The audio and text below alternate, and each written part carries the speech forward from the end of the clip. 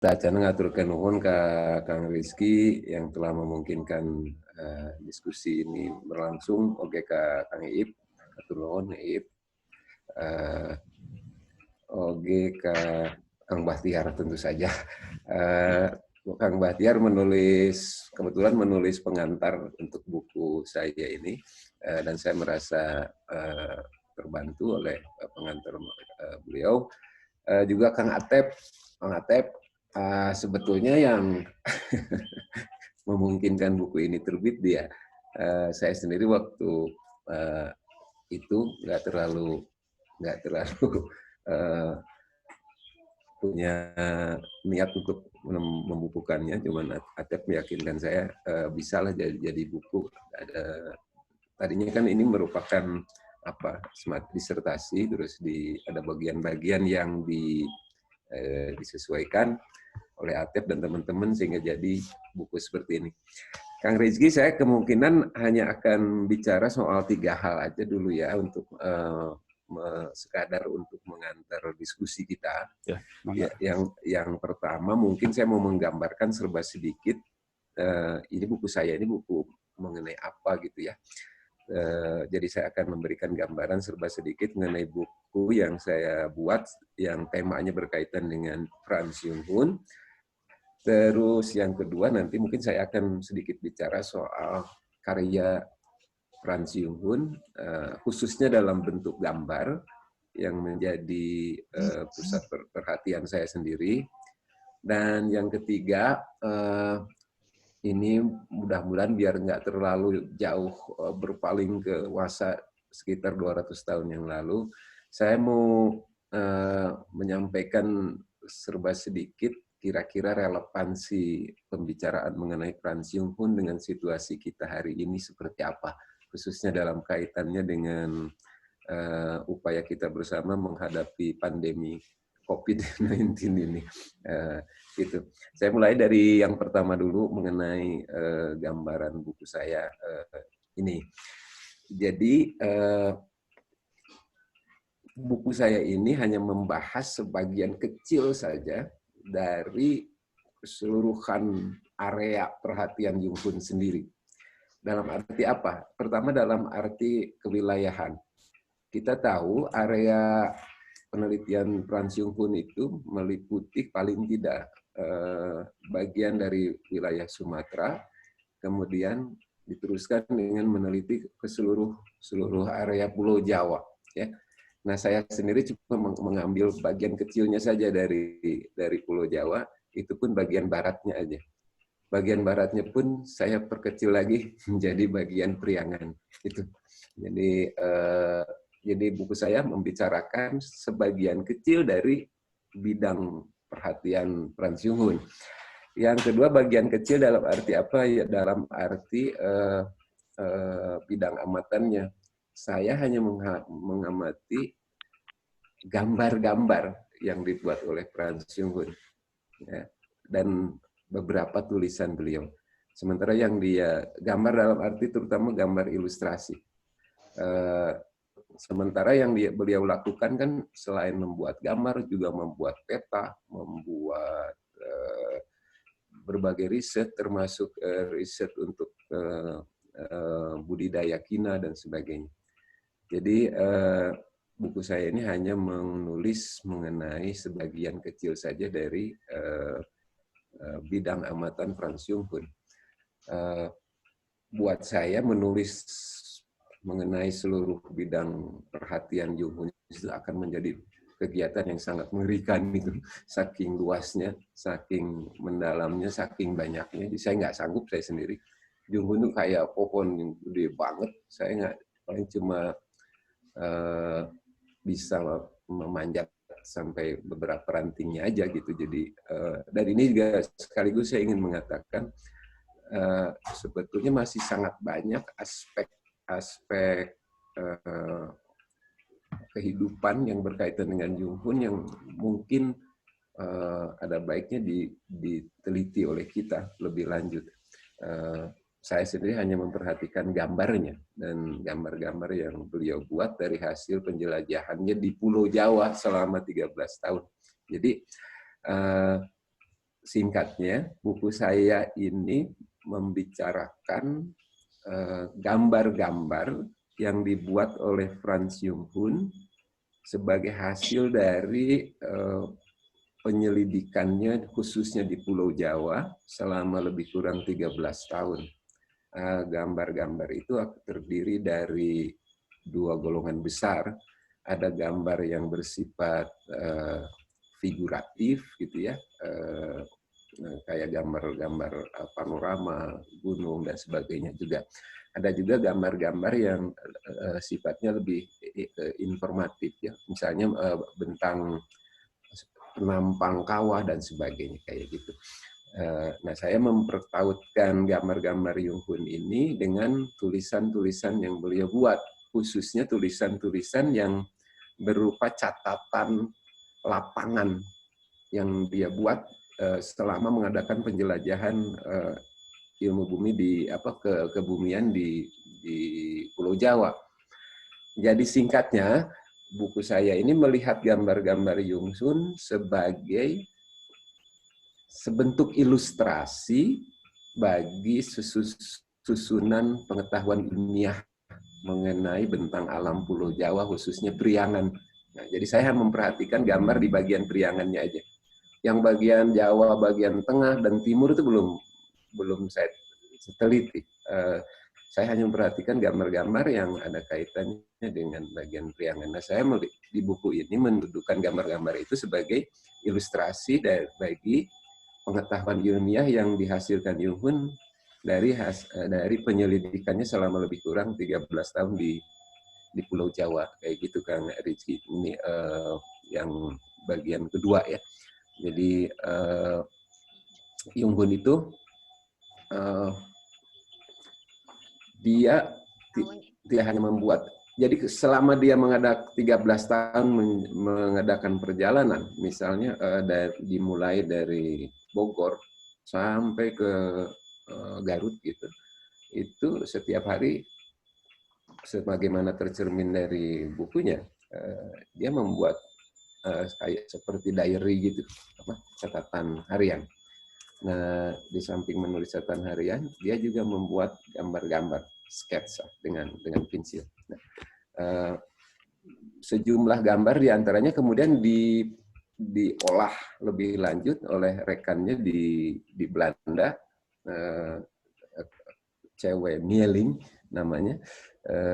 Sewaktu Junghun sempat kembali ke Eropa lagi untuk sementara waktu untuk keperluan berobat sebetulnya, tapi yang beliau lakukan malahan menggambar hasil-hasil mengolah gambar yang dihasilkan dari catatan lapangan sehingga bisa dicetak dalam bentuk litografi oleh Mieling, sebagaimana yang beberapa kemudian kita reproduksi di jilid buku ini. Itu terus selain itu dia juga membuat foto belakangan, foto hitam putih. Nah, ini juga mungkin teman-teman seperti Kang Denny bisa meneliti lebih lanjut. Kan belakangan Junghun mengandalkan foto. Setelah dia membeli kamera di Paris, terus kembali ke Hindia, baru dia mengandalkan foto. Sebelumnya kan belum ada sarana fotografi. Beliau hanya mengandalkan teknik gambar manual gitu. Nah, belakangan Junghun juga mengandalkan foto dan menghasilkan sejumlah foto, saya kira hitam putih, dan belum kita teliti lebih lanjut foto-fotonya. Jadi saya melihat gambar-gambar yang dibuat Junghun itu sebagai ilustrasi bagi pengetahuan mengenai bentang alam, mengenai sejarah alam, mengenai botaninya, terutama gunung-gunungnya dan sebagainya. Juga di antara tulisan-tulisannya ada saya kira karya yang paling pokok yang beliau hasilkan kan dalam buku Yafa ini. Yafa ini 3 jilid atau kalau nggak salah 3 jilid, itu membahas studi beliau yang dihasilkan dari penyelidikan mengenai bentang alam Pulau Jawa itu, aspek geologisnya, aspek klimatologisnya, aspek botaninya dan sebagainya. Sampai-sampai buku ini kan dikutip oleh siapa, Humboldt di bukunya Kosmos itu. Nah, Humboldt sendiri sebetulnya tokoh yang dikagumi oleh Jung Hun, dan pada gilirannya Humboldt mengutip hasil penelitian Jung Hun, dan kelihatannya Jung Hun senang banget itu. Jadi itu karya Jung Hun yang utama, Java, berisi hasil-hasil penyelidikan beliau mengenai bentang alam Pulau Jawa, dari mulai gunungnya sampai tumbuhannya dan sebagainya. Di samping itu, buku yang dihasilkan juga ada yang bentuknya agak-agak lebih kreatif dalam arti bentuknya ya. Yang saya maksud adalah buku yang judulnya lupa. Apa itu, Licht and Shadow Beelden with the Binnenland van Java, gambar cahaya dan gambar bayang-bayang dari pedalaman Pulau Jawa. Buku ini agak mirip-mirip fiksi gitu dalam arti bentuknya, meskipun sebenarnya yang dia tulis sama sekali bukan rekaan sepenuhnya. Fiksi dalam arti begini, nama-nama tempat di buku yang saya maksud sebutkan belakangan ini dibalikin. Itunya, misalnya Genurah itu baru belakangan saya sadar ternyata yang dimaksud adalah Garum. Genut nih itu yang dia maksud adalah Gintung. Dia balik seperti disamarkan. Dan yang dia bahas itu adalah pemikiran mengenai agama besar, konsepsi teologi Kristen, Islam, Hindu, Buddha dan sebagainya.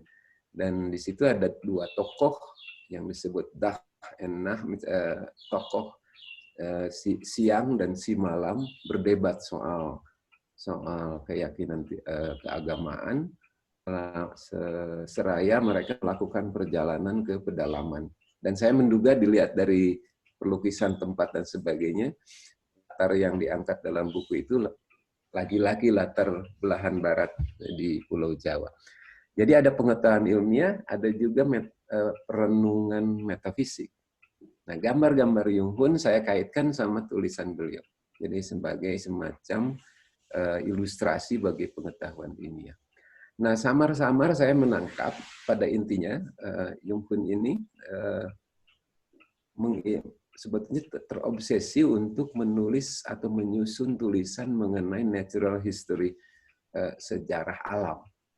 Dan dia berpikiran untuk memungkinkan tersusunnya sejarah alam yang komprehensif, maka perlu melakukan penelitian-penelitian yang lebih kecil mengenai iklimnya, mengenai tumbuhannya, mengenai gunungnya, dan seterusnya. Sampai kemudian kita punya cukup banyak bahan yang diperlukan untuk menyusun sejarah alam. Itu yang pertama. Yang kedua, saya melihat pada Jung Hun ini ada semacam daya tarik romantik ya, mungkin sesuai zamannya, untuk berpaling lagi ke alam yang murni, ke alam yang liar, belum banyak terjamah oleh manusia dan sebagainya. Itu ya, meskipun sebagaimana saya jelaskan di buku saya, dalam hal ini ada hal-hal juga yang ironis ya pada pengalaman Jung Hun ini. Di satu pihak sebagai seorang romantikus dia sangat mengidealkan alam yang masih murni. Di pihak lain sebagai pejabat kolonial dia juga punya tugas membudidayakan Cina, jadi membuka kebun, membabat hutan menjadi kebun kayak gitu. Itu yang kedua. Yang ketiga, saya melihat kan banyak yang menyangka atau sebagian orang mungkin berpandangan bahwa Jung Hun ini semacam orang yang menganut semacam panteisme ya, kayak agama alam atau apalah, saya nggak terlalu paham.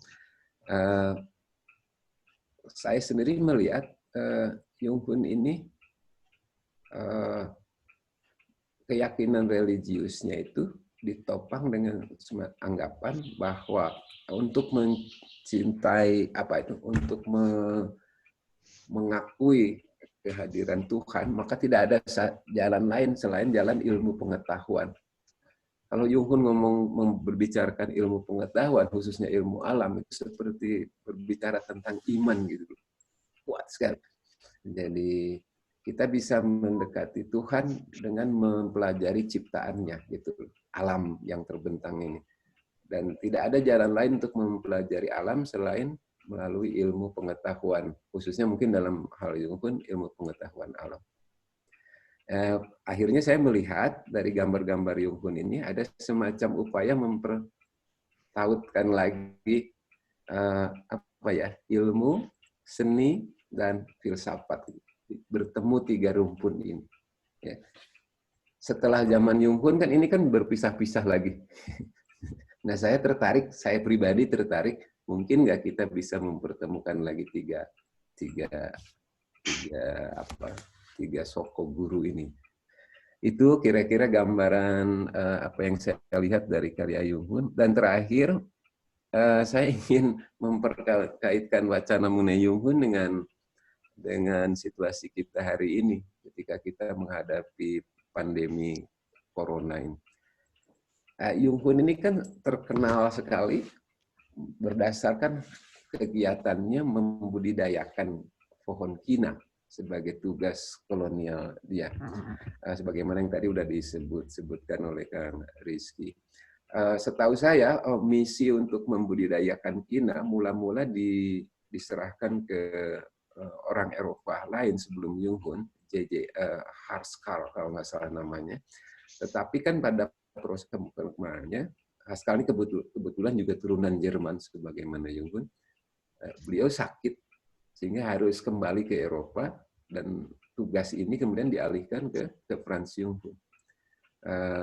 Franz Jung Hun kemudian mencoba membudidayakan bibit kina yang mungkin didatangkan dari wilayah India atau wilayah lain dengan menggeser lokasi pembibitannya. Kalau Haskell mula-mula kalau saya nggak salah mencatat, di Cibodas. Nah, menurut penelitian Jung Hun, Cibodas ini kurang cocok, sehingga dia alihkan ke Pangalengan. Dan ternyata di Pangalengan rupanya pembibitan dan penanaman budidaya ini dianggap berhasil.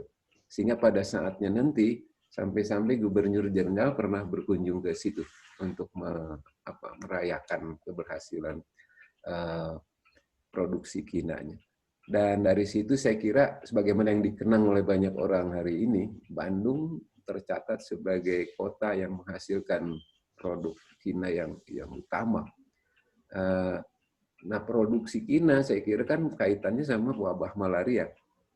Salah satu wabah yang paling mengerikan pada zaman, saya kira menewaskan cukup banyak orang pada masanya. Dan Belanda saya kira melihat satu peluang untuk mencoba berkontribusi sekaligus mencoba mendapat keuntungan dengan produksi obat kina. Di Bandung ada pabrik kina dan sebagainya. Dan jalannya adalah lagi-lagi jalan ilmiah sebetulnya. Dari kasus Jung Hun kita bisa belajar bahwa ketika kita menghadapi wabah, saya kira jalan ilmiah bisa diandalkan untuk mencari salah satu solusinya, mencari obatnya, melakukan penelitian dan sebagainya. Seperti yang kita hadapi saat ini, saya kira kita menghadapi wabah yang sangat mengerikan, dan kita menghadapi tantangan untuk mengandalkan sains, ilmu pengetahuan. Saya nggak tahu apakah kita akan sepenuhnya berhasil mengatasi wabah ini, tapi saya kira kalau kita kembali ke tema pertemuan kita hari ini, belajar ke pengalaman yang ditunjukkan oleh Jung Hun, sebetulnya kita punya bahan banyak untuk mengandalkan lagi ilmu pengetahuan di dalam menghadapi masalah-masalah yang kayak wabah seperti sekarang ini. Memang menjadi terakhir sebagai penutup, memang menjadi bikin penasaran sih, apakah orang seperti Jung Hun ini bisa dikatakan berhasil atau enggak ya. Dalam arti mengakrabkan ilmu pengetahuan dengan kehidupan sehari-hari. Kelihatannya tidak sepenuhnya berhasil, Kang. Semangat pencerahan yang dibawa oleh Jung Hoon dan sebagainya selalu berhadapan dengan kekuatan-kekuatan yang berseberangan dengan minat tersebut. Saya kira itu aja sebagai provokasi untuk diskusi dari saya, Kang. Atur nuhun. Atur nuhun, Kang Hoe. Tadi ini saya menemukan fakta juga ya dari Ulbe Bosma. Dia menyebutkan kalau Jung Hoon juga ternyata anggota Freemasonry ya. Kebetulan kajian saya di Freemasonry. Jadi waktu Jung Hoon pulang ke Belanda, dia gabung sama Loge Post Nubila Lux di sana. Dan ternyata yang pertama kali menerbitkan buku Licht and Shadow Belden itu Loge itu gitu.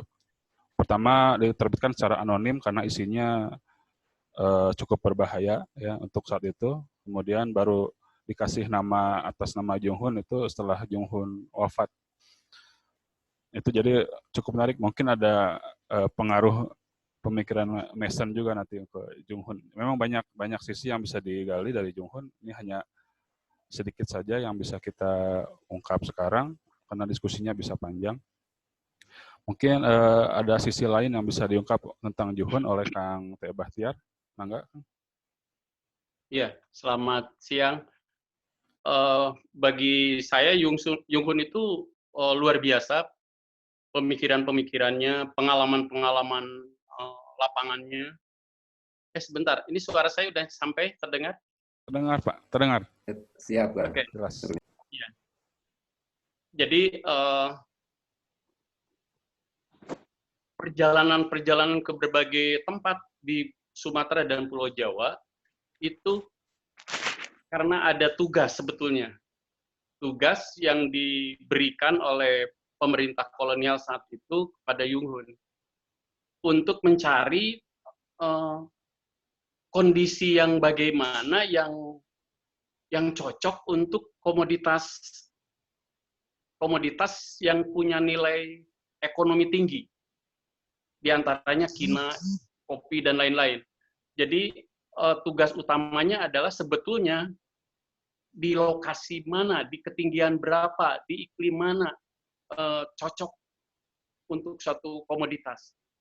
Nah, penjelajahan Jung Hoon dari tempat ke tempat, dari gunung ke gunung, dari mulai pantai sampai puncak gunung, itu adalah sebetulnya untuk menemukan itu. Dan lahirlah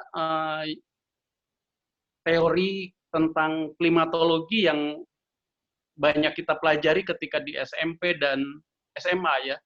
Jadi Jung Hoon menemukan formula bahwa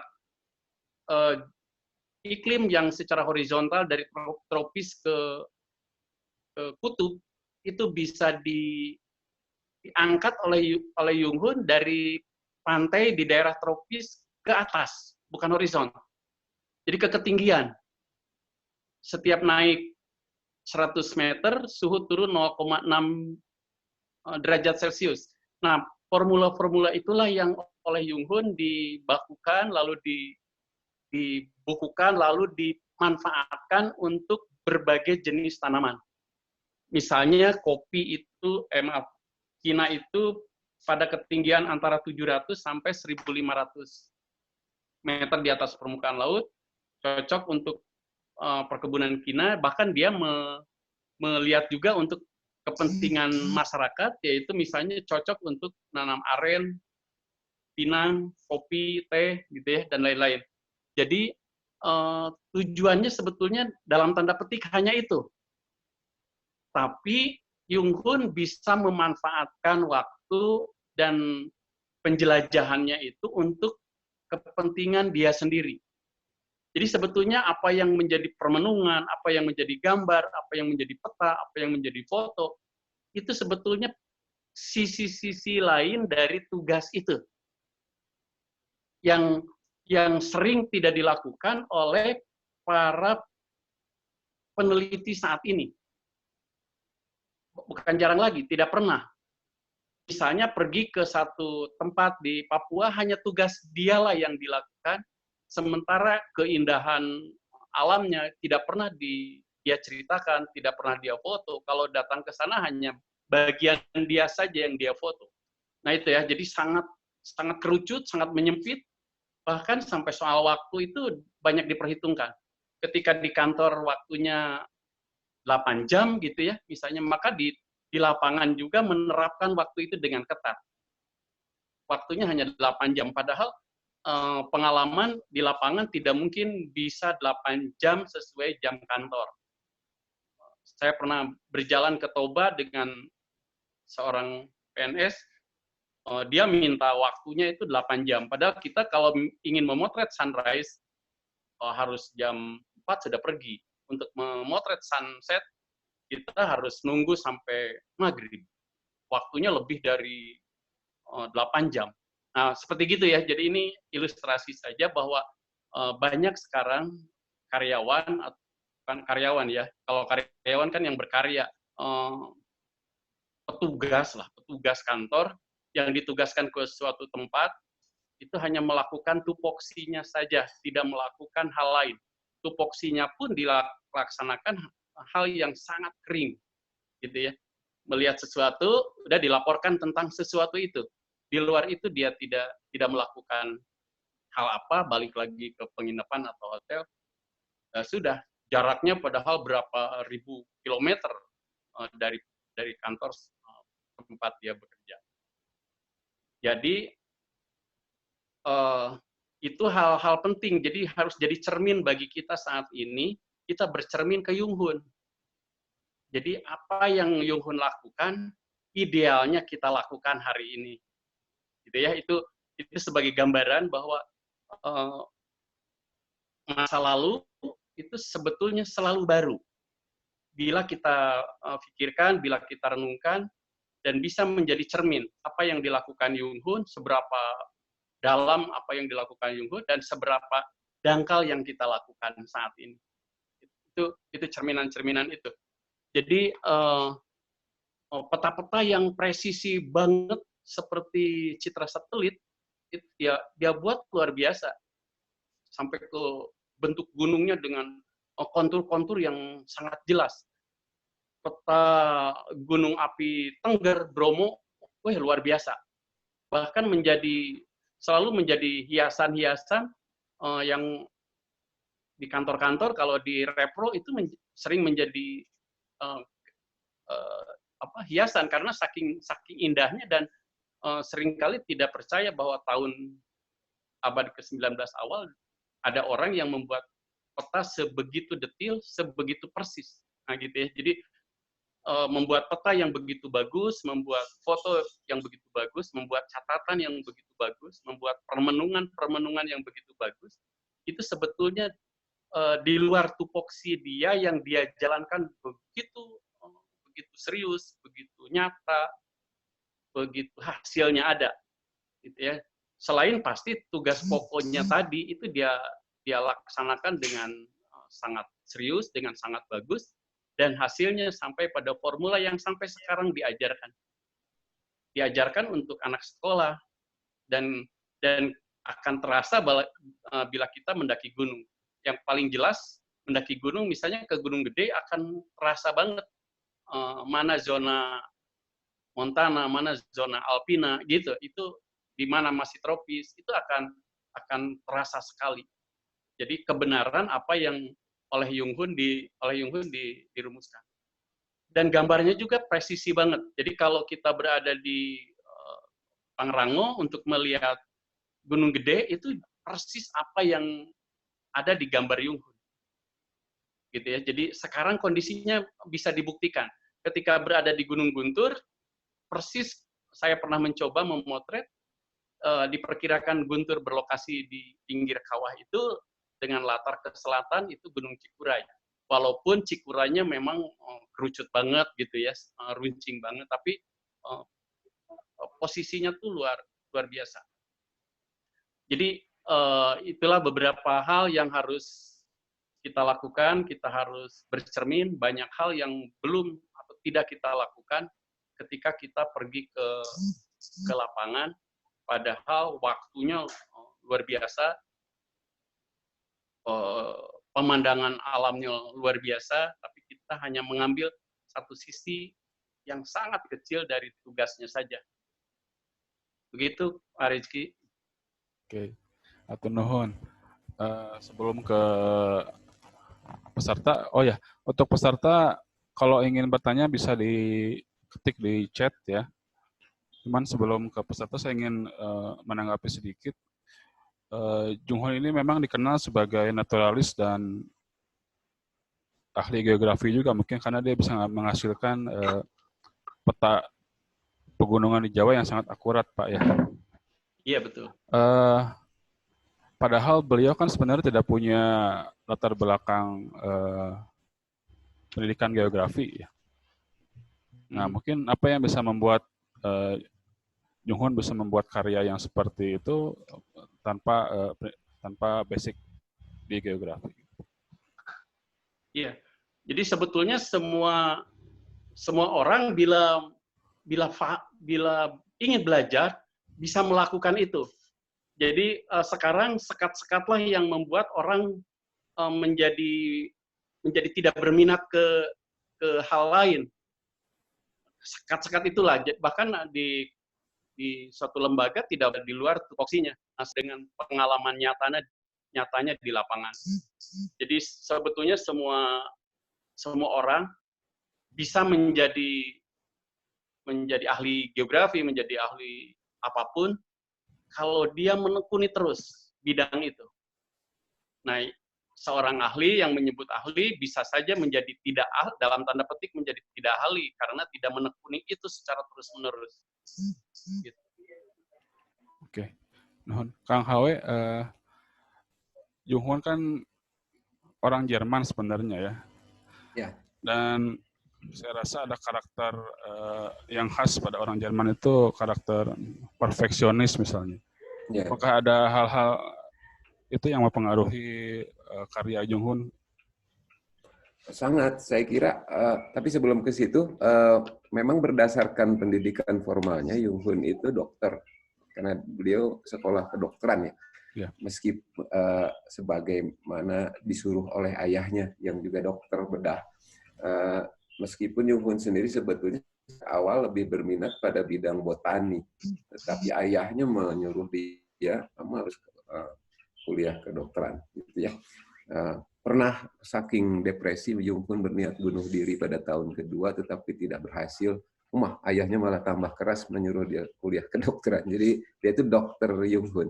Tapi betul seperti yang dikatakan Pak Bahtiar, minatnya di luar bidang kedokteran banyak banget. Dan dia expert juga di situ. Dan perfeksionis betul, Kang. Saya bisa gambarkan begini sebagai ilustrasi aja. Konon waktu beliau mengadakan eksplorasi di Gunung Gede, Pangrango, itu memerlukan beberapa kali membuat naik ke atas platform sementara yang beliau bikin, hanya untuk melihat, mendapatkan pemandangan yang tepat, yang akan dia gambarkan di dalam di dalam sketsanya dan di dalam catatan-catatannya. Jadi dia hari ini dia naik, kemudian kurang tepat, turun lagi dia. Besok dia camping, terus besok dia naik lagi, masih belum tepat, turun lagi dia. Sampai 2-3 kali gitu. Gitu. Jadi hanya untuk mengejar ketepatan view yang dia butuhkan. Juga sebagaimana yang tadi digambarkan oleh Pak Bahtiar, sifat perfeksionis juga terlihat dari saya kira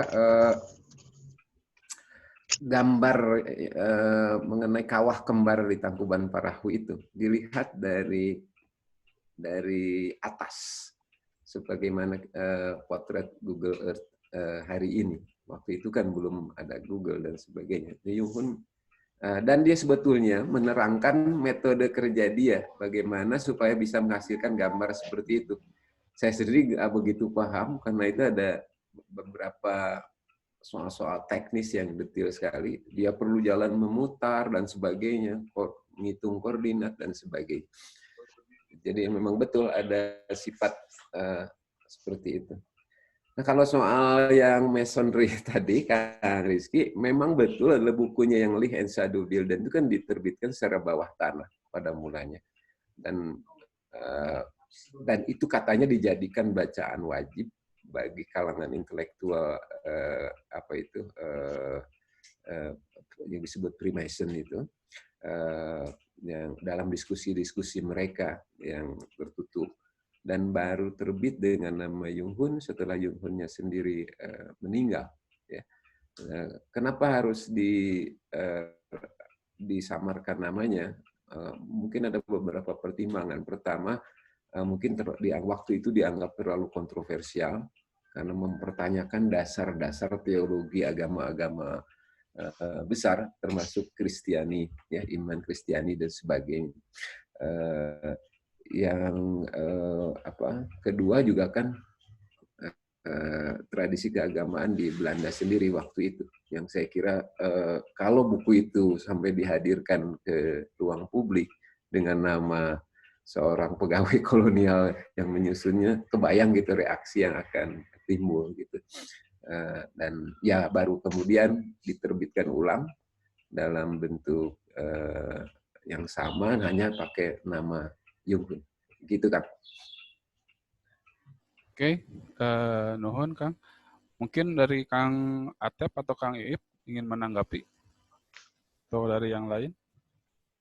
Izin Kang? Enggak, silakan Kang. Kang Denny. Ya, Kang Rizky, terima kasih Kang. Kang HW, terima kasih. Pak Bahtiar, terima kasih Pak.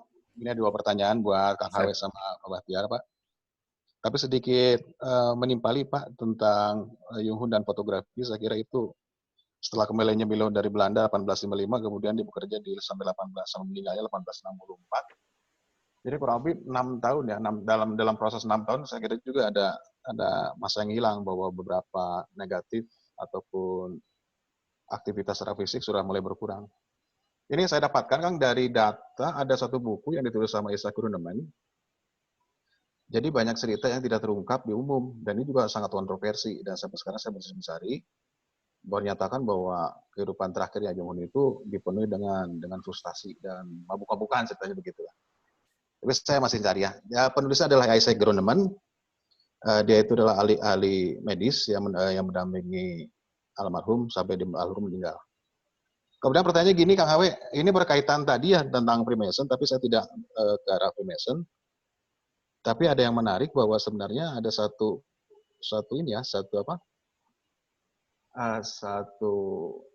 diskursus bahwa Jung Hoon sebagai seorang naturalis melihat bahwa ada pemaksaan agama-agama besar kepada kaum pribumi saat itu Kang, dan kemudian dimunculkan dalam buku yang terjemahan dalam buku Lee and Shadow Builder. Nah, kira-kira Kang, upaya-upaya apa yang dilakukan oleh Jung Hoon saat itu untuk memberikan advokasi kepada warga pribumi? Nah, kemudian saya juga mencari apakah ada gambaran yang berkaitan Jung Hoon menerjemahkan yang tidak hanya berupa fisik Kang, tapi ada berupa berkaitan tentang budaya atau masyarakat atau penggambaran tentang manusianya lah, manusia pribuminya. Apakah itu dimunculkan? Kemudian apakah ada upaya advokasi Jung Hoon untuk membela kaum pribumi? Itu satu Kang. Dan kemudian untuk Pak Bahtiar, Pak, izin bertanya, Pak. Iya. Bapak dari NU, Pak. Jangan ya. Ya, Pak Bahtiar, ini Pak, ini berkaitan hasil kerja Jung Hoon dengan masa kini dan kemudian aktivitas Pak Bahtiar sebagai pegiat geotrek, Pak.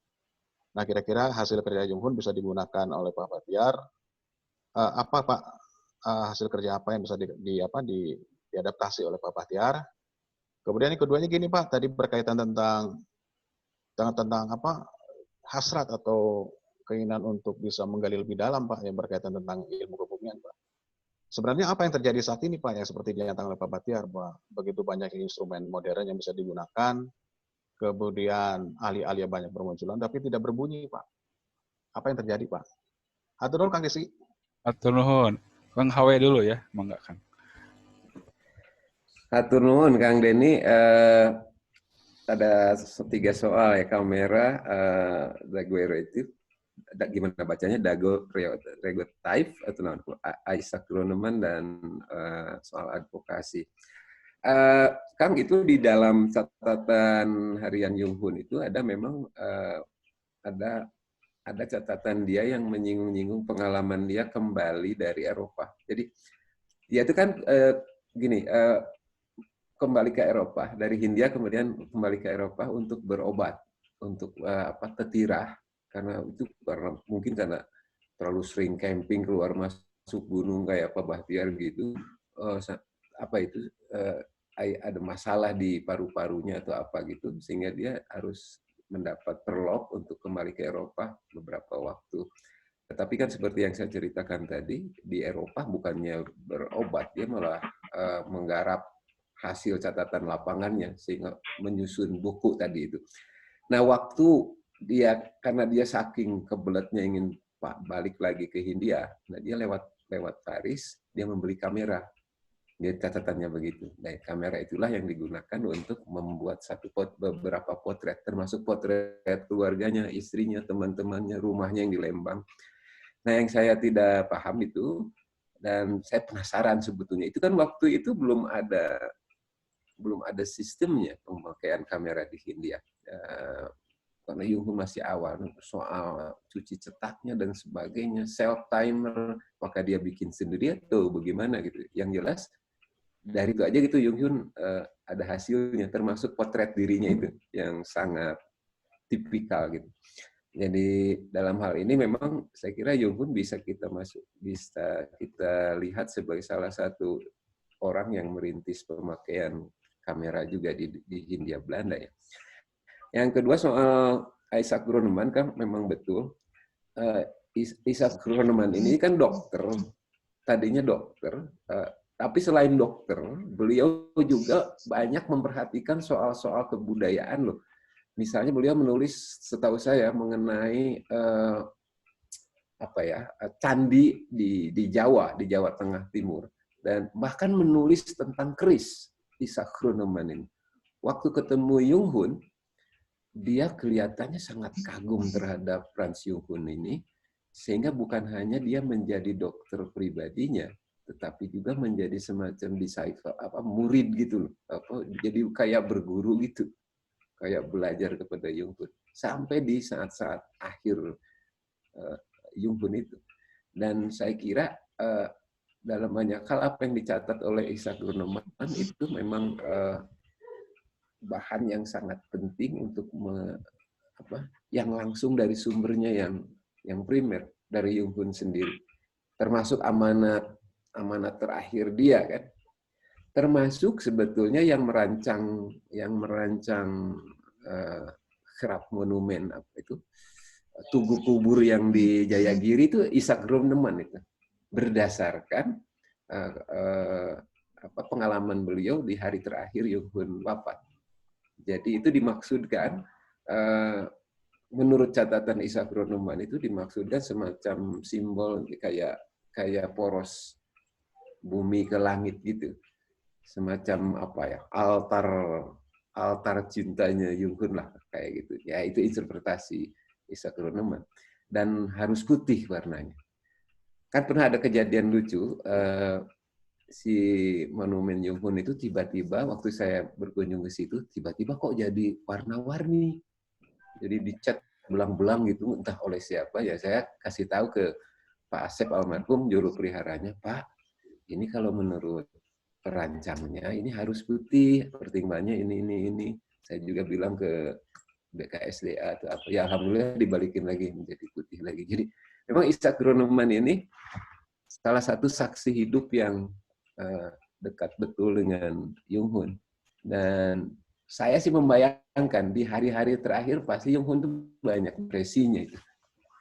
Dan bisa dibayangkan begini, di dalam diri Jung Hoon seperti yang dikatakan Pak Bahtiar tadi kan, dia pegawai kolonial, tapi dia juga peneliti, dan dia juga kayak penyair gitu. Penulis, seniman, penggambar gitu, kayak formulasinya Herman ten Katen. Itu udah pasti banyak bentrokan dalam dirinya sendiri. Dan dia tuh sering bertengkar sama sama rekan kerjanya, koleganya. Itu kan kalau di belakang di belakang beberapa meter di belakang tugu Yung-hun tuh ada batu nisan juga. Itu kan kuburannya itu rekan kerjanya waktu itu. Mereka bertengkar juga. The Free, Kang ya? Ya, The Frey, meskipun itu meninggalnya beda ya. Dia meninggal di Eropa, kemudian berdasarkan amanatnya, abunya minta dikirim ke Jawa, akhirnya dikubur di situ. The Frey itu bertengkar dengan Yung-hun. Keras sekali saya kira, berebut soal metode siapa yang paling tepat dalam pembibitan Kina. Kayak gitu. Konon sampai waktu dalam satu forum diskusi atau seminar atau apa gitu, tiba-tiba muncul Yung-hun, itu orang bisik-bisik, awas tuh, bisa digigit kamu sama orang itu. Mengerikan juga orangnya. Udah pastilah banyak depresi kayak gitu. Nah, soal di pedalaman ini, apakah ada advokasi soal keyakinan? Memang benar di bukunya Licht and Shadow Building with the Binnen London Tanyapa ini, sebetulnya sampai batas tertentu Yung-hun juga membicara seperti mau meyakinkan kita bahwa penduduk Jawa itu udah nggak perlu lagi dikasih agama karena berdasarkan lokasinya aja itu udah sangat religius gitu. Ya Yung-hun gitulah kira. Saya nulisnya nggak seperti persis itu, tapi kurang lebih kayak gitu. Jadi misalnya menggambarkan dari betapa dekatnya penduduk Jawa ini, penduduk Pulau Jawa ini dengan alam yang murni tadi, sehingga dia dekat dengan Tuhan. Ada advokasi nggak? Setahu saya advokasinya hanya dalam bentuk tulisan, karena beliau kan udah jadi anggota dari masyarakat Batavia untuk ilmu pengetahuan dan seni, dan jurnalnya sering dia isi dengan proyek-proyek penelitian Yung-hun. Tetapi di buku yang tadi saya kutip, ada satu ilustrasi, Mang. Yung-hun memberikan beberapa perangkat ilmu pengetahuan kepada seorang pemuka agama di daerah pedalaman yang beliau temui. Kayak mistar, terus apa mungkin teleskop atau apa diberikan kepada beliau. Dan menurut catatan Yung-hun, sang pemuka agama itu bukan main senang. Jadi seolah-olah ada satu ilustrasi bagaimana iman naturalisme dari yang dibawa Yung-hun kemudian disenyawakan sama potensi religiusitas yang ada di wilayah pedalaman. Itu Bang kira-kira. Ya, terima kasih Kang Awe. Enggak, Kang Teh Bahtiar. Ya, terima kasih Pak Denny. Jadi apa yang dihasilkan Yung-hun itu sangat berarti bagi saat ini. Saya selalu melihat catatan beliau, baik pengamatan sendiri langsung ataupun apa yang ditanyakan kepada penduduk. Jadi Yung-hun selalu sampai di satu titik lalu ngobrol, saya bayangkan begitu, ngobrol dengan penduduk, lalu dia mendapatkan informasi tentang hal yang dia ingin tahu. Itulah yang harusnya jadi cermin bagi kita. Kita juga harus melakukan hal itu karena tidak semua yang kita bawa pengetahuan itu tahu semuanya. Kita baru saja naik gunung hanya dalam satu garis itu aja tahunya sebetulnya. Di luar itu kita tidak tahu. Dan ini di tayangan luar biasa, contohnya bisa lagi Pak Rizky yang barusan. Kang Denny tadi, mangga di-share lagi. Kang Denny. Oh ya. Itu luar biasa. Nah, itu kan dari atas ya kan. Kaldera Tengger dan ini citra satelit banget yang sekarang. Jadi ini ada dua kaldera besar di sebelah di layar saya sebelah kanan dan yang sebelah kiri di lautan Segrawedi. Jadi Yung-hun selain presisinya bagus juga indah. Nah itu yang harus diperhatikan sebetulnya oleh para kartograf sekarang, bukan hanya presisi tapi juga indah. Jadi presisi sekarang pastilah lebih tapi indah jauh lebih bagus karya Yung-hun. Terus hal lain, banyak pendapat dari masyarakat yang mungkin saja ditafsirkan sekarang tidak tepat, misalnya lokasi ketika Gunung Papandayan meletus, walaupun kita tidak tahu rakyat itu di sebelah mana lokasinya di kebun pisang itu, yang selalu ada seorang ahli sekarang selalu menyindir-nyindir Yung Hun, tidak mungkin itu terjadi hidup karena guguran puing pada tahun 1779 yang maha dahsyat itu. Padahal kita tidak tahu koordinat berapa sebetulnya penduduk yang menceritakan dia selamat dari letusan Gunung Papandayan yang begitu dahsyat itu. Hal semacam itu harusnya dipelajari serinci mungkin agar kita mengetahui di titik mana seseorang itu menceritakan sesuatu.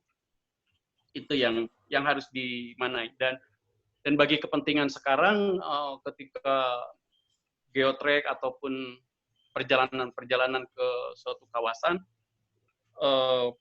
perlu melihat informasi lama, sudah seberapa besar berubah atau tidak berubah. Nah, itu pentingnya catatan lama itu.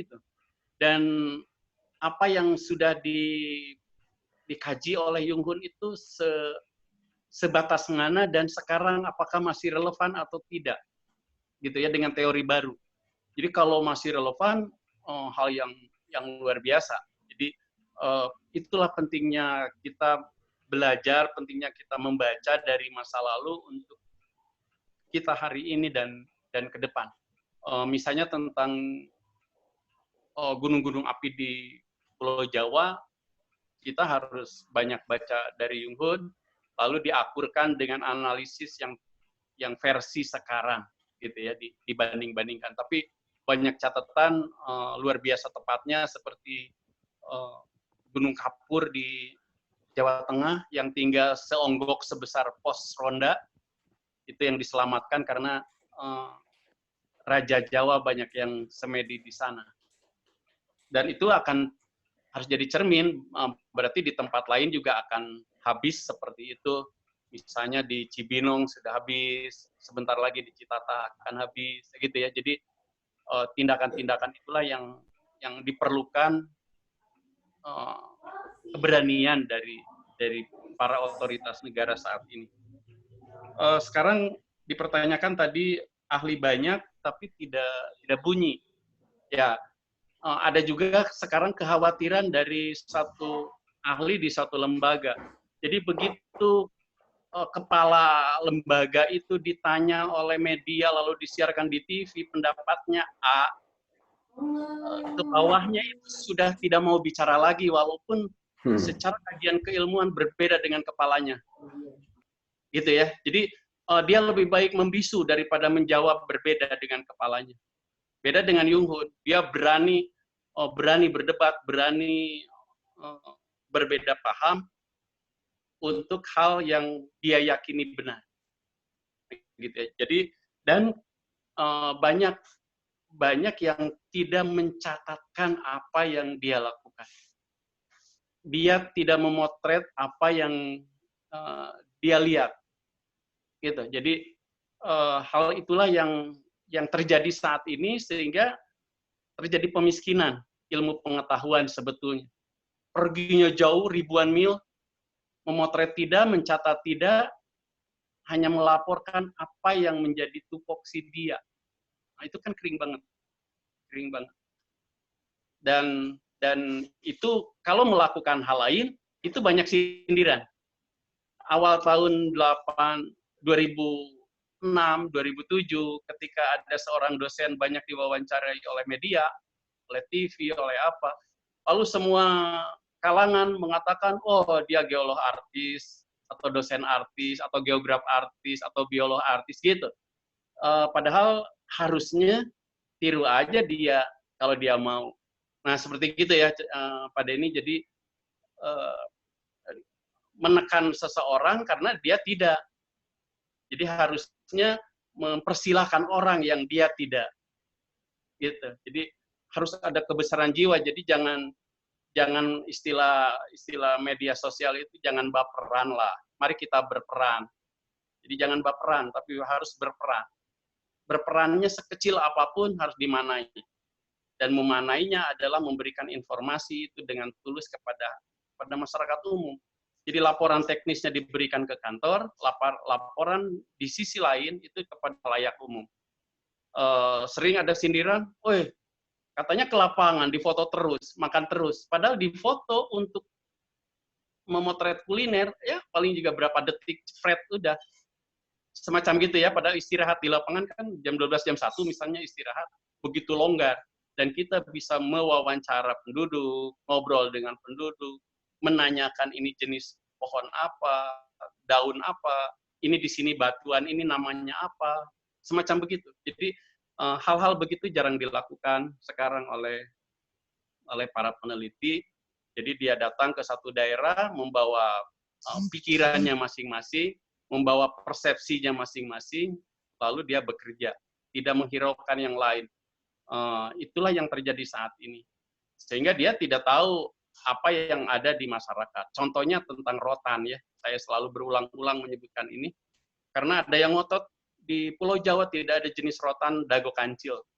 Itu laporan Kahene tahun 1927 dalam bukunya 4 jilid.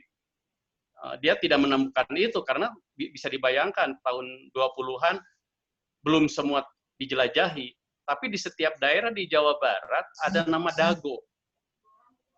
Gitu ya. Jadi bukan hanya di Bandung ada dago, tapi di tempat lain juga ada bukit namanya dago, ada gunung namanya dago, gitu. Berarti kan ada sesuatu di sana yang bernama dago. Dan saya menduga di sana banyak dago kancil. Jadi istilah rotannya itu dago kancil. Dan di Jawa Barat banyak sekali nama rotan yang diabadikan dalam toponimi. Misalnya Cipela, gitu ya. Itu nama rotan dan banyak lagi nama rotan yang dijadikan nama tempat. Jadi Kang Denny, itulah beberapa hal yang terjadi saat ini dan ya harusnya merubah sendirilah. Kalau tupoksinya bisa selesai dikerjakan dalam 8 jam, ya 4 jam lagi dari 12 jam kan bisa bertanya untuk kepentingan diri sendiri. Atau saat istirahat siang, saat makan, kan bisa ngobrol dengan pemilik warung, bertanya tentang sesuatu hal, kebiasaan masyarakat di sana. Dan keduanya, biasanya kalaupun menerbitkan jurnal, itu hanya di kalangannya sendiri, terbit paling banyak juga 300 eksemplar, sudah habis oleh karyawannya sendiri, tidak mungkin oleh karyawan lain tahu di luar itu. Jadi keterbatasan itulah yang sekarang dibuat sendiri. Jadi kata Ibu Haryati Subadio atau siapa tuh ahli kebudayaan, bahwa sekarang seperti menikmati kesendirian, berhubungan seks sendiri, mengenakan sendiri, gitu ya. Itu kata Ibu Haryati, sekarang itu begitu. Diteliti sendiri dengan biaya sendiri dari kantornya, lalu diterbitkan oleh kantornya sebanyak 300 eksemplar, lalu dinikmati oleh lingkungan kantornya sendiri. Itu di dunia kebudayaan versi sudah begitu kata Ibu Haryati Subadio. Jadi semacam onani ilmiah kata beliau. Jadi tidak menyebar. Pengalaman, pengetahuannya tidak menyebar, hanya sebatas lingkungan mereka sendiri. Dan tujuannya membuat jurnal hanya untuk kumulatif poin kenaikan pangkat. Nah, itu yang lebih parah lagi. Ya. Terima kasih. Ya, Pak Rizky, sedikit ke Kang Hawe. Boleh. Kang Hawe, singkat aja Kang, ini apakah ada upaya membuat dalam terjemahan bahasa Indonesia, Pak? Kemudian yang keduanya itu kalau dibikin film, aktor siapa yang paling pas, Pak, memerankan jadi Yuhun? Terima kasih. Mangga, Kang. Ada upaya, terutama saya tertarik sebetulnya menerjemahkan yang catatan hariannya, Kang. Tapi ada kabar baik. itu komunitas bambu saat ini sedang menerjemahkan buku Java yang disusun oleh Jung Hoon. Tetapi masalahnya, saya bicara dengan JJ Rizal, direktur komunitas bambu. Dia bilang, Hawe, apa itu? Ada dana untuk menerjemahkan Java. Kamu mau bisa bantu? Ya saya mau banget tuh. Gimana? Ini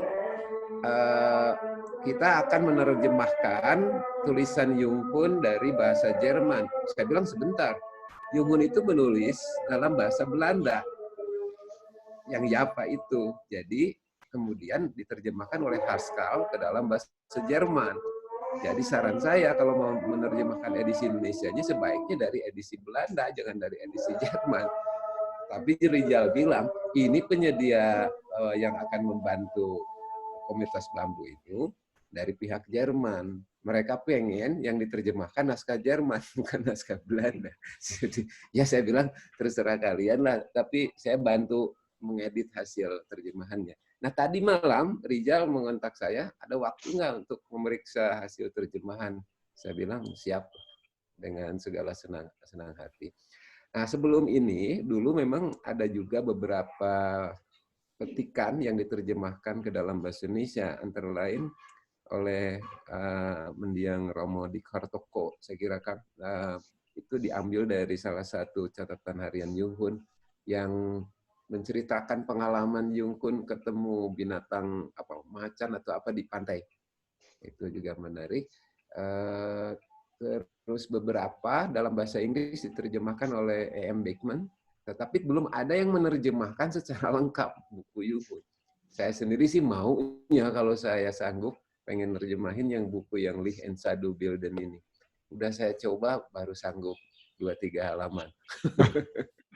Waktu ngerjain ini aja itu harus dibantu oleh ada 2 orang yang menguasai bahasa Jerman, antara lain ada Teh Novi yang dulu belajar di Jerman dan bekerja di Jerman, ada juga lulusan anak muda lulusan sastra Jerman UPI, terutama untuk menerjemahkan caption gambar yang ditulis dalam bahasa Jerman. Untuk Belanda saya dibantu oleh sekitar 4 atau 5 orang. Saya coba dengan bantuan kamus Google apa gitu terjemahin ngaco-ngacoan, sebarin ke mereka, mereka paksa. Termasuk Yoskote bantu juga tuh Pak. Beliau kan Belanda, dibantu ngoreksi Tom Pantenberg atau apa gitu. Ya banyak cara. Jadi Mang Denny kita tunggu aja terjemahan Kobam. Ya kalau jelek Kobamnya kita laporkan ke polsek terdekat aja. Dari buku katanya Java yang akan diterbitkan. Dan itu 3 jilid kan. Dan kalau sampai berhasil luar biasa saya kira ini kerjaan besar Kobam karena saya kira kalau dengan terjemahan ini maka rantai yang terputus, rantai pengetahuan ilmiah yang terputus selama sekitar 200-an tahun bisa disambung lagi. Mudah-mudahan dalam waktu dekat ini terrealisasi. Itu Kang. Mangga, Kang, tadi ada yang bertanya mengenai proses pembuatan ilustrasi mungkin sudah ya. Terus apakah pemikiran Jung Hoon mempengaruhi tokoh lain atau tokoh nasional gitu?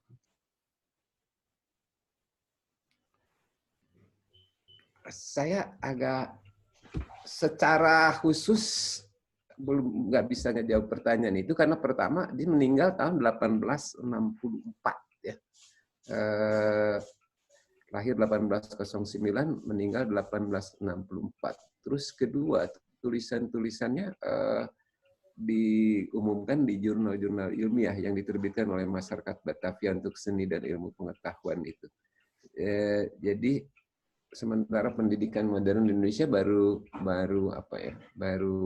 muncul mungkin awal abad 20 ya Kak Atip ya, abad 20, jadi pengaruh langsung sih mungkin tidak terasa, tetapi disiplin saya kira entah dengan gimana caranya, disiplin sebagaimana yang diajarkan yang ditempuh oleh Jung Hoon, saya kira terwariskan Kak. Dalam hal ini misalnya disiplin membuat sketsa apa namanya Pak Bahtiar, kalau kita berkunjung ke alam terus membuat kayak Pak Budi Brahmantio, sketsa geologi atau apa itu istilahnya. Itu kan terwaris kan, paling tidak. Nah ini juga yang saya alami, kesulitan saya kan sebetulnya meneliti bagaimana gambar itu dihasilkan oleh seseorang yang hidup dan sudah mati lebih dari 200 tahun yang lalu. Saya hanya bisa memakai komparasi dengan mengikuti perjalanan Pak almarhum Pak Budi Brahmantio sambil diajak oleh Pak Bahtiar juga menjelajah untuk urusan lain sebetulnya, tapi saya memanfaatkan. Jadi saya melihat bagaimana Pak Budi membuat sketsa geologinya di lapangan, beliau sambil mengadakan pengamatan, membuka kertas, lalu membuat sketsa saat itu juga. Nah dari situ saya terbantu memahami cara kerja Jung Hoon di lapangan gitu. Dan diam-diam ini pemikiran disiplin kayak Jung Hoon ini terwaris kan. Nah Kang Denny ada juga potret dari Jung Hoon yang dari Telaga Patengan. Dan Pak Budi memotret dari perspektif yang sama dan bisa dibandingkan. Dan itu luar biasa. Kalau dari segi pemikiran, saya cenderung mengatakan mungkin apa yang dulu disebut Freidenker itu yang terpengaruh oleh Jung Hoon. Di Unpad dulu juga ada juga yang dosen yang disebut Freidenker, pemikir bebas. Kalau sekarang kayaknya udah nggak bebas lagi. dulu ada Freidenker. Jadi maksudnya dia tidak mau terkungkung oleh lembaga-lembaga agama, politik, apalagi dan sebagainya, mau bebas berpikir sesuai dengan apa naturnya sebagai manusia gitu. Gitu Kang. Oke, atur nuhun.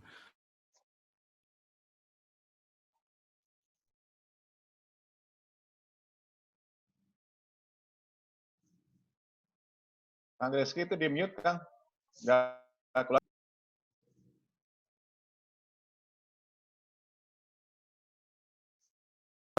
Kang Rizky, suaranya nggak keluar, Kang. Ya, mungkin Kang Teh Bahtiar ini ada yang menanggapi pernyataannya bahwa yang hilang sekarang ini dari Jung Hoon adalah kebiasaan menulis ya, karena lewat buku-bukunya Jung Hoon bisa dikenal sampai sekarang. Kemudian tadi juga bahwa proses sosialisasi hasil penelitian yang sekarang agak susah ya. Bahkan kita lebih mudah menemukan hasil penelitian yang jadul-jadul daripada yang baru-baru di internet ini. Mungkin bisa ditanggapi Kang Teh Bahtiar. Ya, terima kasih. Yang pertama, sekarang itu jarang mau menulis secara rinci, detail sekali tentang sesuatu yang dia lakukan. Atau tentang kajian keilmuan yang dia lakukan. Menulis itu pada umumnya yang ditulis itu hanya ala kadarnya saja, jangan sampai orang lain dalam tanda petik tahu tentang penelitian dia. Jadi ada upaya-upaya mendekat sendiri agar orang lain dengan harapan kalau ada apa-apa berkonsultasi kepada dia. Tapi begitu kajian yang dia itu diteliti oleh orang lain, oleh orang asing, dan orang asing membukanya, maka semua orang berkonsultasi kepada orang asing. Dia sendiri gigit jari. Nah itu ya, jadi banyak sekarang kajian-kajian yang rinci, yang begitu detail dibuat oleh orang lain, dan oleh kita dibuat ala kadarnya di jurnal itu. Sehingga tidak menjadi dorongan bagi kita untuk membaca lebih jauh, hanya sekilas banget gitu. Tapi begitu kajian itu dibahas oleh orang lain, detail, dan kita menjadi berpihak kepada yang rinci, tentu. Seperti banyak di kita tentang kajian-kajian alam, justru yang detail itu orang lain. Dan kita kalau dalam bahasa Sunda, dalam pewayangan, hanya jadi juru senggak. Jadi juru senggak itu begitu dalang mengatakan apa, jadi OA, hanya yang begitu-begitu saja. Dan begitu rinci, nggak tahu dia hanya OA kok. Nah gitu ya, jadi apa yang dilakukan orang, lalu sampai ke kita, lalu kita OA gitu. Dan begitu ganti, orang lain ganti dengan tema lain, kita OA lagi, hanya jadi juru sengat aja. dan kita rame-rame meneliti itu. Nah gitu ya. Jadi tidak meneliti secara rinci apa yang seharusnya dilakukan, tapi melihat tren apa yang terjadi di luar lalu diteliti. Pasti nggak sedetail orang lain yang meneliti pertama. Itu Pak Riki. Oke. Kemudian ada pertanyaan lagi mengenai perkebunan kina Bukit Tunggul, apakah ditanam saat zaman Junghun? Yang kedua, sebagai naturalis, kenapa Junghun tidak sepopuler Wallace ya? Ini saya bantu jawab dikit, karena Junghun tidak menulis buku dalam bahasa Inggris, itu aja. Kalau secara kualitas sebenarnya buku-buku Junghun itu bisa sebanding sama Wallace. Cuman karena tidak ditulis dalam bahasa Inggris, makanya tidak sepopuler tokoh-tokoh itu. Gitu. Mungkin bisa ditanggapi juga mengenai pertanyaan tadi oleh Kang HW atau Kang Teh Bahtiar. Ya, tentang Bukit Tunggul, saya tidak tahu persis tahun dibangunnya ya, jadi mohon maaf. Mungkin nanti Rizky tahu tahun pembangunannya dan dikaitkan dengan Junghun meninggal. Tapi penelitian tentang kina pasti dilakukan oleh Junghun sampai dia berantem dengan seseorang karena keyakinannya. Jadi sekarang banyak sesuatu menjadi gagal karena seorang teoritis di kampus misalnya disuruh mempraktekkan sesuatu di suatu tempat. Nah, itu yang membuat kegagalan proyek sekarang. Jadi beda. Pengetahuannya luar biasa banyak, tapi dia tidak tahu di lapangannya. Nah, Junghun adalah orang yang praktisi, dia tahu di lapangannya, mengalami sendiri, mencoba sendiri. Jadi pengalaman nyatanya luar biasa. Itulah yang menyebabkan dia banyak berbeda pendapat dengan ahli-ahli yang belajar dari buku-buku yang mungkin kasusnya di Eropa, bukan di tropis. Sampai sekarang banyak terjadi di kita, mengapa kasus-kasus pertanian kita tidak bertanya dulu mengapa sih orang cipta gelar padinya mulus, nggak ada hama, gitu ya. Itu harusnya para ilmuwan itu nanya lah, bagaimana mereka bertani, bukan mengadakan penyuluhan pertanian ke cipta gelar misalnya. Nah gitu ya, jadi hal-hal semacam itu yang membuat ketidaknyambungan pengetahuan masyarakat dengan pengetahuan yang menganggap ahli tidak nyambung sekarang karena seolah-olah ahli itu adalah praktisi, padahal belum tentu. Saya kira itu dari saya, Pak. Oke. Nuhun, mangga Kang HW untuk menanggapi. Tambahan sedikit aja, Kang Rizky. Memang setahu saya area observasi Junghun sewaktu mendapat tugas merintis budidaya kina itu mencakup wilayah Pangalengan, Bukit Tunggul sampai Jayagiri. Bahkan Jayagiri sendiri setahu saya sempat dijadikan bagian dari laboratorium untuk pembibitan kina itu. Areanya lebih dari 2 hektar yang kemudian dijadikan Taman Junghun sekarang itu yang di jalan di Jayagiri gitu. Terus tadi soal kenapa Junghun kurang begitu pilih bandingkan Wallace, saya kira jawaban Kang Rizky tepat sekali karena Junghun nulis dalam bahasa Belanda dan bahasa Jerman. Tapi sebetulnya pertanyaan tadi bisa juga diteruskan, kenapa Alfred Russel Wallace kalah populer oleh Charles Darwin? Padahal Charles Darwin banyak sekali memanfaatkan data-data yang dihasilkan Wallace dari Indonesia termasuk di perjalanan. Jawabannya ya simpel juga, karena Wallace bukan menak, bukan bangsawan seperti Darwin. Nah itu joke ya. Saya sih berharap Kang Rizky ke terjemahan yang dikerjakan oleh teman-teman dari komunitas bambu, dan mudah-mudahan kelar tahun ini, dan 3 jilid ini saya yakin akan menyambung lagi mata rantai yang putus selama begitu waktu yang lama antara pengetahuan ilmiah yang dihasilkan di lapangan dan pengetahuan kita hari ini. Sekaligus juga untuk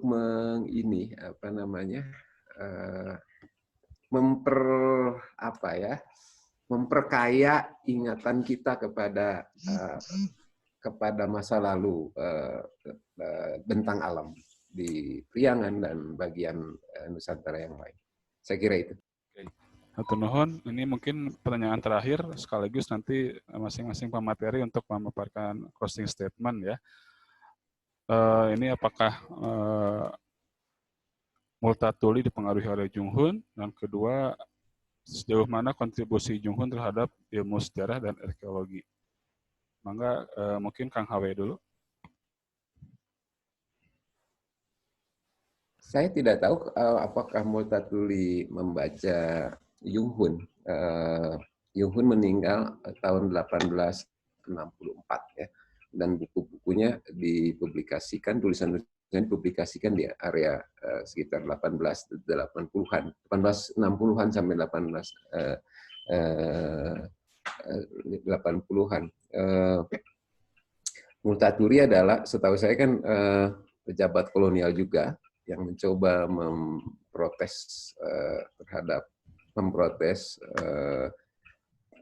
mengajukan protes kepada struktur kekuasaan yang mempekerjakannya sendiri, terutama dengan mengangkat isu mengenai penghisapan yang dilakukan oleh bangsawan pribumi terhadap rakyat jelata, terutama melalui karya sastra Max Havelaar, dan itu kontroversial sampai sekarang. Debatnya sampai hari ini belum beres-beres itu di Belanda, ada dua kubu mengenai apakah Multatuli ini benar-benar menggambarkan apa adanya atau ada apanya. Belum selesai kan? Kita nonton aja dulu. Saya nggak tahu apakah dipengaruhi atau enggak. Terus yang kedua tadi apa ya?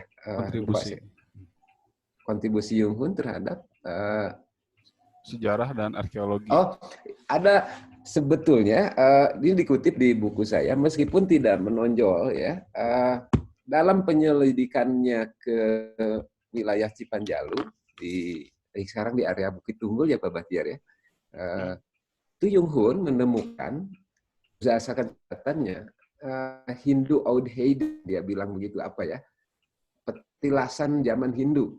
Di situ ada arca, dia catat ada arca Nandi, ada arca gitu yang keadaannya sudah hancur, patung-patungnya udah termutilasi atau apa gitu. Nah, terus dia membuat satu laporan dan dipublikasikan dalam jurnal yang diterbitkan oleh masyarakat Batavia untuk ilmu pengetahuan dan seni. Jadi ada juga kontribusinya kepada bidang arkeologi. Nah, sedangkan ke bidang sejarah, saya kira beberapa fotonya tadi di Kang Denny ada, sebetulnya tadi ada foto Bupati Sumedang, Kangjeng Dalem yang sebelum ini saya kira. Itu ada Bupati, nah ini Bupati Bandung ini. Ada juga yang Bupati Sumedang juga. Jadi ada beberapa foto bangsawan Sumedang dan Bandung yang diabadikan oleh Jung Hoon. Dan saya kira ini bagi kita menjadi satu dokumen tersendiri untuk melihat masa lalu kota ini, Bandung khususnya, Jawa Barat umumnya.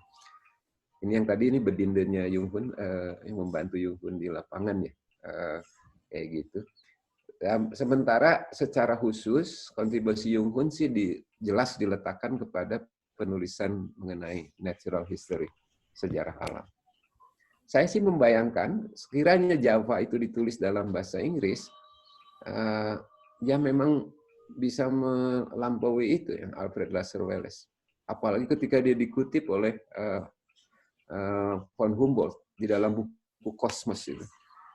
Von Humboldt mengatakan sumbangan Jung Hoon, pengetahuan ilmiah yang dibuat oleh Jung Hoon di buku Java itu sumbangan paling komprehensif mengenai bentang alam Pulau Jawa, paling komprehensif sejak atau setelah sumbangan yang dilakukan oleh Thomas Stabler Raffles di History of Java.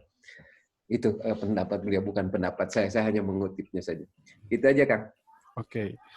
Enggak, Kang Teh Bahtiar, untuk menanggapi sekalian closing statement-nya. Ya, perannya luar biasa banyak ya kalau dilihat dari sketsa-sketsanya, dari foto-fotonya, dari catatan-catatannya. Jadi Jung Hoon itu bukan orang peneliti yang alergis terhadap bidang lain. seperti kita pergi ke pasar kan melihat sesuatu. Kita ke mall saja melihat sesuatu, ada baju perempuan, ada baju anak-anak, ada baju laki-laki dan peralatan lainnya. Jadi oleh Jung Hoon semua itu dicatat apa yang ada dalam garis lintasan perjalanan dia. Gitu. Ngobrol dengan penduduk pun dia maknai, informasi sekecil itu pun oleh dia dimaknai lalu dikonfirmasi dengan hal lain. Jadi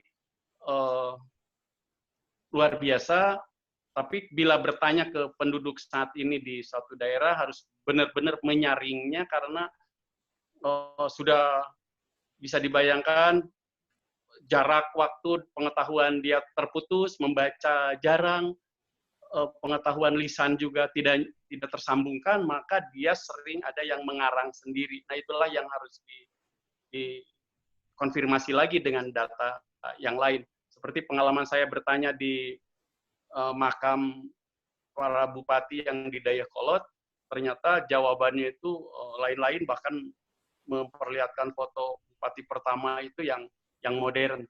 Nah, semacam gitu kita harus punya daya saring yang luar biasa.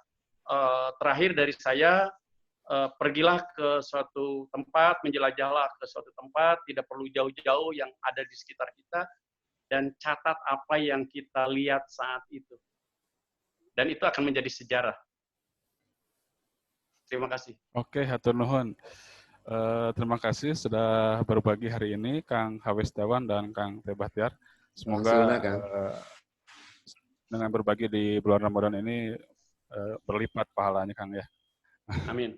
Oke, terus ini ada dari Pawang Buku akan memberikan hadiah untuk yang tadi bertanya ya. Jadi hadiahnya ini buku karangan Jung Hoon cetakan pertama. Woi. Hadiahnya bukan itu. Harusnya buat penanggap itu. Hadiahnya ini ya voucher diskon untuk buku-buku Bandung yang disediakan oleh Lawang Buku. Nanti silakan kontak saja IG-nya. Nanti saya umumkan juga pemenangnya, nanti diumumkan ya, dan nanti diskusinya kita publish juga di YouTube, jadi bisa disebar juga informasinya. Mungkin cukup sekian untuk hari ini. Sekali lagi saya aturkan terima kasih sebesar-besarnya buat pemateri. Langsung lah Kang Rizky. Atur nuhun Pak Bahtiar, atur nuhun. Kang Iip, Pak Atep, Sadayana. Oleh Buku Bandung, Lawan Buku, Kang Iip, Kang Denny juga sudah berbagi banyak sharing gambar-gambarnya. Semoga kita bisa ketemu lagi diskusinya nanti setelah karantina berakhir, Kang ya, supaya lebih mantap. Oke, cukup sekian untuk pertemuan hari ini. Terima kasih atas perhatiannya. Assalamualaikum warahmatullahi wabarakatuh. Waalaikumsalam warahmatullahi wabarakatuh. Matur nuwun sadayana. Amin. Sadayana.